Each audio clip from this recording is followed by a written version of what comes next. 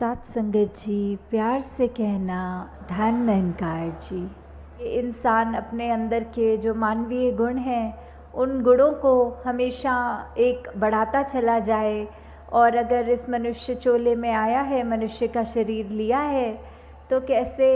वो शरीर का एक हमेशा सदुपयोग ही हो। वो मानवीय गुण अगर नहीं है तो होए कैसे। एक इंसान में सिर्फ प्रेम, प्यार, निम्रता, करुणा, दया इत्यादि जो भी अच्छाइयाँ होनी चाहिए, अगर हम मनुष्य बन के आए हैं तो क्या हम में है वो अच्छाइयाँ कि नहीं, इसका हम खुद ही वो सोचें। और किस तरह अपने जीवन में वो लानी है अपने अंदर, वो सत्संग रूप का जो सहारा रहता है, सेवा का, सुमिरन का। और सबसे पहले तो ये बात कि कैसे हम अपना असली जो हमारा एक आइडेंटिटी है, हम असली में क्या हैं, हम कहाँ से आए हैं, कहाँ को मृत्यु के बाद जाना है और अब जीते जी कैसा जीवन बिताना है। जब ये सही सलीका पता हो, ये तो युगों युगों से संतों ने बताया है कि ये बस ब्रह्म ज्ञान ही है कि जब ऐसा ये अनमोल रतन झोली में पड़ जाता है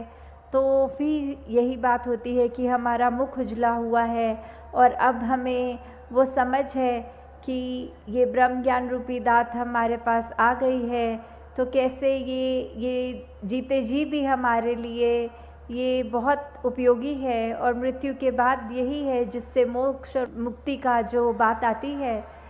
तो दातार सभी पे कृपा करे कि ऐसे ही सेवा, सुमिरन, सत्संग करते हुए अपना जो इस प्रभु परमात्मा निरंकार पे एतबार है, ये एहसास करते हुए जीवन जब बिताएंगे तो हम ऐसे कोई अपने आप को स्थिति में नहीं डालेंगे जिसको हम बाद में सोच के ये कहें कि हमने ऐसा उस पल में कर दिया तो ये हमारा ही नुकसान हुआ है। और हम हमेशा बस एक वो जो सही जीवन जीने का सलीका होता है उस तरह से जी सकते हैं। तो आज जिस तरह ये हरदेव वाणी का शब्द है तो उसकी पंक्तियाँ। हाँ जी। ऐ इंसान पड़ोसी के घर जो तू आग लगाएगा।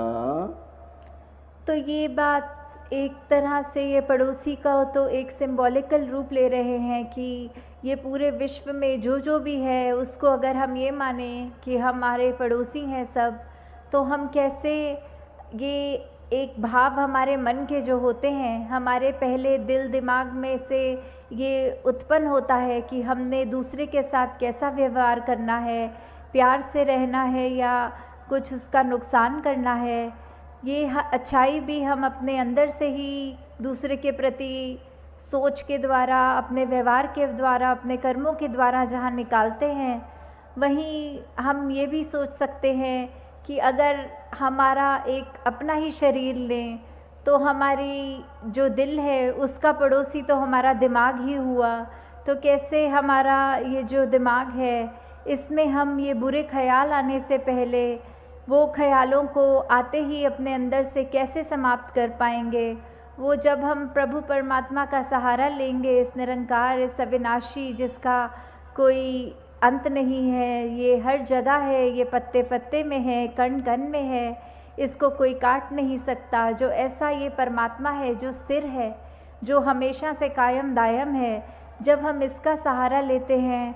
तो ही वो बात हमारे अंदर ढलती है कि फिर हम जानबूझकर अपने दिमाग में कोई ना गलत बात किसी के प्रति, ना ही कोई अपने लिए नुकसानदायक ये सोच को उत्पन्न भी होने देंगे। और वो कर्म तो दूर की बात कि फिर दूसरे के लिए नुकसान के लिए कोई कर्म हमारा होगा। जैसे इस बात में ये आ रहा है कि कैसे हम अगर कोशिश करेंगे कि अपने पड़ोसी को का घर जला दें तो फिर वो बात कि हमने पहले वो सोच अपने अंदर आई। अगर कोई जलता हुआ कोयला है कि हमारा दिल कर रहा है हम उसको अपने हाथ से उठा के किसी दूसरे की तरफ मारें ताकि वो जल जाए, तो जैसे ही हम उस गर्म कोयले को पकड़ेंगे तो पहला नुकसान हमारे हाथ का, उसने ही जलना है, दूसरे के ऊपर तो वो कोयला बाद में गिरेगा। तो वही बात हम अपने मन में जितना ऐसे कड़वे भाव एक बुरी मति को लेकर जो दिल में रखते हैं तो उसका पहला नुकसान हमारा अपना ही है। हाँ जी। हवा का रुख बदला तो तेरा खुद का घर जल जाएगा। तो ये बात कि कैसे परिस्थितियां तो जीवन में अनेक आती हैं, तो कैसे आज अगर ये सोच के कि दूसरे का घर जला दूंगा, उससे मैं तो ऊंचा हो जाऊंगा, उसका नुकसान हो जाएगा। पर अगर वही बात हम सोचें कि ये परमात्मा तो सबके जीवन का ये रचता, तो इसने ये बहुत खूबी से हर एक का जहाँ जीवन लिखा हुआ है, वही बात आ जाती है कि परमात्मा को फिर अगर ऐसी कोई स्थिति हमारे लिए ले आए कि कोशिश तो हमने दूसरे के नुकसान के लिए की थी और नुकसान अपना ही हो बैठा वो करते करते, तो वही कि एक अगर आग लगा दी किसी के घर में, किसी का नुकसान किया, तो जब हवा विपरीत दिशा में चल पड़ी तो वो लपटें आग की मेरे अपने घर में आ गई और मेरा अपना वो घर जल गया। और यही बात एक शायर ने भी बहुत खूबसूरती से की है, अरे ओ जलाने वाले ये तेरा ही था नशेमन, जिससे तूने फूंक दिया मेरा आशियाँ समझ के। कि कहाँ तूने कोशिश तो करी थी कि मेरा घर जलाए, पर वो तेरा स्वयं का नुकसान हो गया। उसमें किसी दूसरे के लिए जब हम एक अहित भाव मन में रखते हैं, तो उसका नुकसान तो परमात्मा पे है कि वो किस तरह उसको बचाएगा, पर हमारा नुकसान फिर होने से कोई नहीं रोक सकता। हाँ जी। अगर पड़ोसी दुख पीड़ा से रोएगा कुरलाएगा, ये निश्चित है तू सुख की ना नींद कभी सो पाएगा।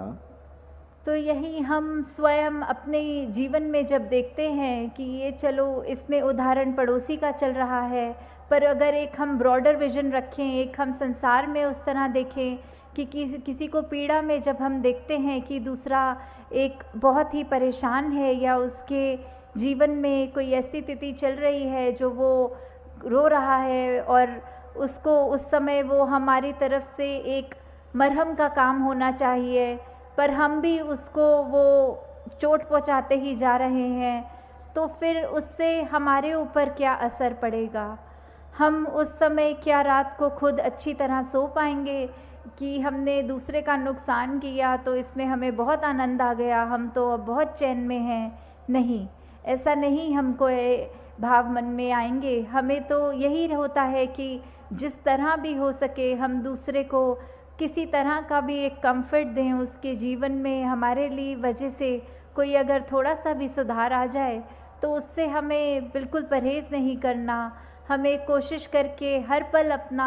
ऐसे दे देना है। तो एक बचपन में कहानी जो पढ़ी थी इसी उदाहरण पे है कि एक बच्चा था और एक उसका मित्र था।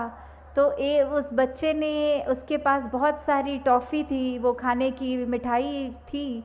और दूसरा जो उसका मित्र था उसके पास बहुत अलग तरह के छोटे छोटे पत्थर थे जो कंचों जैसे होते हैं। तो उन दोनों ने एक दिन ये कहा कि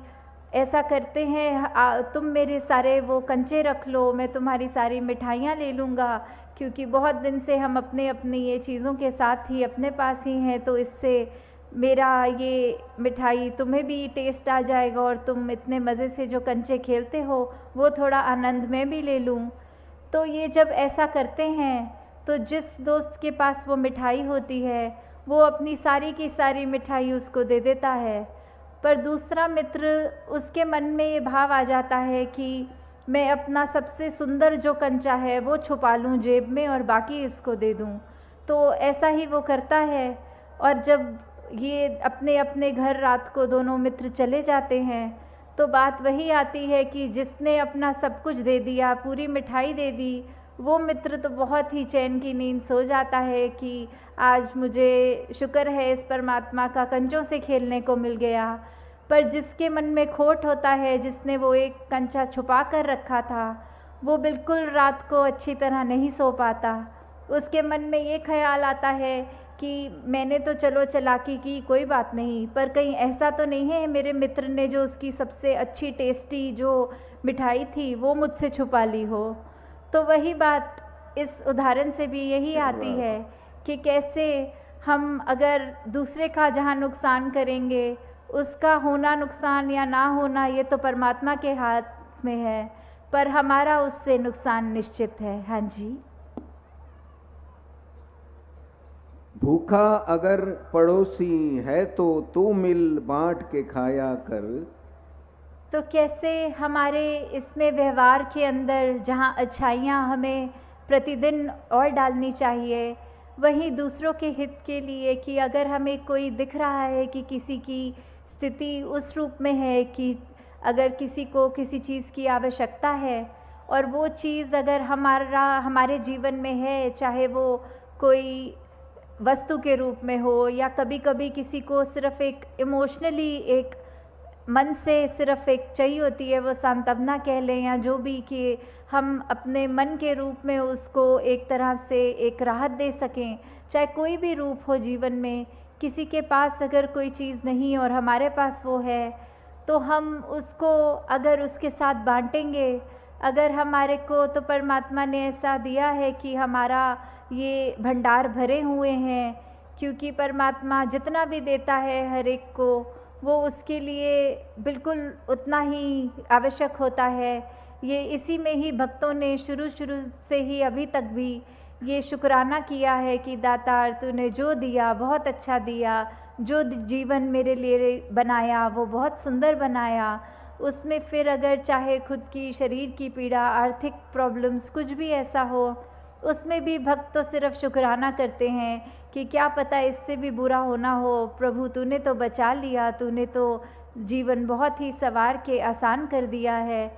तो ऐसी स्थिति में भी जब हम अपना आराम, अपनी चीज़ें दूसरों के साथ जो हमें और ज़रूरतमंद भी लगते हैं या हमें नहीं भी लगते, फिर भी हमारा किरदार ऐसा बने कि हम दूसरों से चीज़ें जब शेयर करें, एक उस तरह उनको आराम मिले, तो वो जब हम करेंगे, ये मिल बांट के पड़ोसी के साथ जब खाएंगे, तो उसका जो एक आनंद हमें मिलेगा, वो हमारा जीवन में जो हमको खुशी देगा, वो हमें कोई वस्तु नहीं दे सकेगी। वो अपने चरित्र को जैसे जैसे हम निखारेंगे, वो हमको एक सेटिस्फैक्शन तभी मिलेगी। उस अनुसार जब चलता है तो ही एक सफल जिंदगानी बनती है। साथ संगत जी, प्यार से कहना, धन निरंकार।